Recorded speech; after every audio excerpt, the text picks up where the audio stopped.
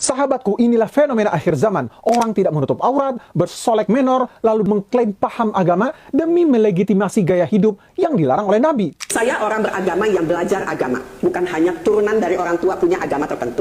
Saya habis baca Quran, nggak ada satu ayat pun yang mengatakan anjing itu najis, anjing itu haram, tidak ada.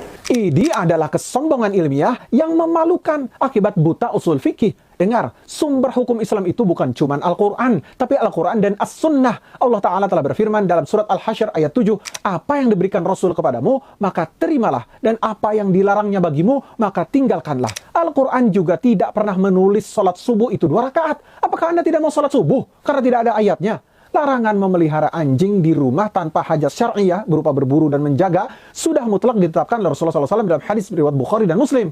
Siapa yang memelihara anjing bukan untuk menjaga ternak, berburu atau ladang, maka amalnya berkurang 2 qirat, yaitu setara 2 gunung besar setiap hari. Mengabaikan sabda Nabi demi logika pribadi bukan menunjukkan Anda belajar agama, tapi menunjukkan Anda sedang pengekor hawa nafsu. Bahkan ada di surat Al-Kahfi, surat 18, ayatnya silakan baca sendiri, bahwa dia termasuk anjing yang menemani seseorang yang sedang berjalan menuju kepada keyakinan orang yang di dalam gua ini hidupnya udah berapa tahun yang lalu. Asyhadul Kahfi. Anda ini nekat mempelintir tafsir demi pembenaran ego pribadi. Di surat Al-Kahfi ayat 18 Allah telah berfirman, artinya sedang anjing mereka membentangkan kedua lengannya di depan pintu gua. Al-Hafiz Ibnu Katsir dan mayoritas ulama tafsir sepakat, anjing Ashabul Kahfi itu berjaga di luar gua, bukan ikut masuk ke dalam, bukan dipeluk, apalagi tidur satu kasur dan dicium seperti gaya hidup Anda. Ayat ini justru menjadi dalil skakmat bahwa dalam Islam anjing ditempatkan di luar area utama tempat tinggal manusia. Membaca Al-Quran itu harus pakai pemahaman para sahabat Nabi, bukan pakai logika jalanan. Di agama Buddha,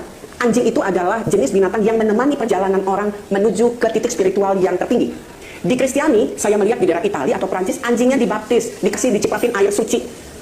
Pengen deh, bisa nggak sih di Jakarta dengan keislaman kita, gitu ya, melakukan sesuatu yang menempatkan posisi binatang ini menjadi sosok yang berharga. Iya, betul. Apapun agamanya, saya nggak mau pusing begitu loh. Ini adalah logika cacat. Mengaku muslimah, tapi standar kebenaran fikihnya mengekor kepada ritual Buddha dan tradisi baptis anjing di dalam Kristen. Di dalam Islam, mentalitas minder ini disebut tasyabbuh yang sangat diharamkan oleh Nabi SAW. Dalam hadis riwayat Abu Daud, beliau mengatakan siapa yang menyerupai suatu kaum, maka ia termasuk bagian dari mereka. Islam adalah agama yang sudah sempurna dan paripurna sebagaimana Quran surat Al-Maidah ayat 3. Kita tidak butuh validasi atau standar ritual agama lain untuk menyayangi binatang dan mengaburkan batasan akidah dan syariat demi terlihat modis di media sosial adalah bukti nyata hilangnya rasa bangga terhadap Islam.